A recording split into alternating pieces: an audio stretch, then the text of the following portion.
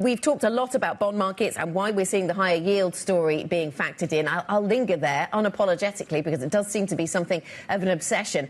We spoke earlier to Althea Spinozzi. He was saying she sees higher yields on a Trump presidency. She says she sees a slightly lower yield in the short term, but then eventually a higher yield under Harris. So all roads lead to higher yields, do they?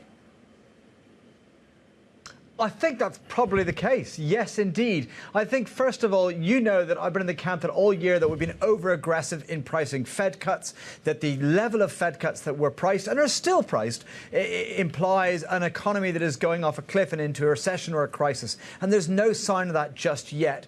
So therefore, I think we're going to continue to price out rate cuts. So that's one dynamic. And I think the other one is both presidential candidates plan to continue to expand the fiscal deficit. So that's going to continue to put upward pressure on yields at the long end. And that, I think that'll add into the term premium. Plus, I think the final dynamic is inflation will remain sticky. I think the Boeing strike story reflects that sticky components of inflation. These are workers who are rejecting a 35% wage increase over 4 years, not because a company is doing so well, it's hemorrhaging cash at the moment, but because they cannot cope with the cost of living increase the last few years. And despite the fact that oil prices are contained, we are seeing commodity prices more generally head higher all the time. Inflation is still with us. It is not a slain dragon. At some point, stocks are going to have to react to this. Is there a line in the sand, let's call it 5%, where the stock market starts to react to the bond market story?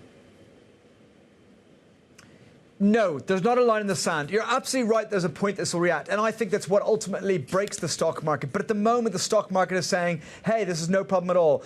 The key things to look at, earnings, first of all. Earnings are perfectly fine, continue to grow. I think the other part is the consumer, when the consumer gets sufficiently squeezed. And the consumer is not yet rolling over yet. So I don't know what the level is. And I think it's crazy to pick at levels that are so far away. And I also think there's a duration of higher yields that can matter over time, because it is a slight squeezing over time. So I don't know what the level is, but I think it could be potentially significantly higher, and that will break the stock market at some point. Mark, do you trade the deficit in any way, or is that a problem for next year? I think the deficit is going to be an increasingly story to trade over the longer term. You can't trade it over the short term. And I don't think we're close to a Liz Truss type moment in the US. But I do think that the deficit will continue to add to a growing term premium in the US curve. Ultimately, the way you play this is through a steepener, because it's not going to be a steady move higher and higher yields, because there's going to be bouts of like risk aversion, which will see a knee-jerk reaction of yields lower. But I think the curve will continue to steepen significantly over the coming years. I think we'll see 2s, 10s go to 100 basis points or higher in terms of that spread.